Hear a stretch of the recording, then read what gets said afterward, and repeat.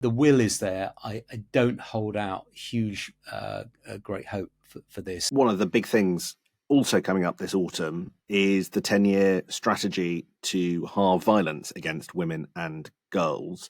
Now, as we found out in the spending review, there's not going to be a big pot of money in the rest of this parliament in order to tackle what Keir Starmer says is an issue very, very close to his heart.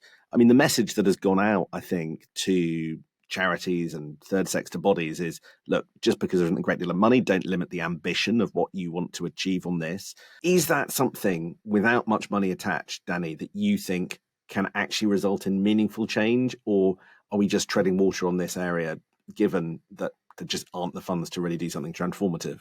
I think the setting of the target of halving violence against women and girls within 10 years was incredibly ambitious.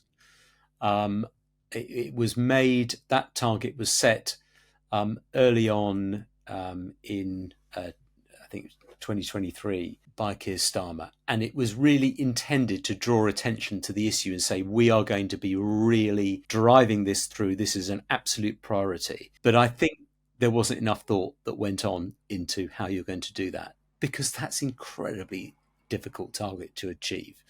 Now, clearly, if they'd have said, well, we're going to cut it by 10% or 25%, it wouldn't have got the headlines, but that actually might have been more realistic. There's a lot of dissatisfaction, I think, in government about what's actually going to be in that strategy and whether it's meaningful enough. There's also been a lack of consultation.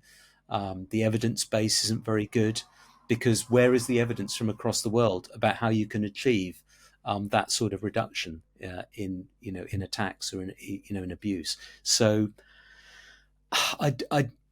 although I think that the will is there, I don't hold out huge, great hope for this, and I think it may come to be an albatross around the government's neck, to be honest.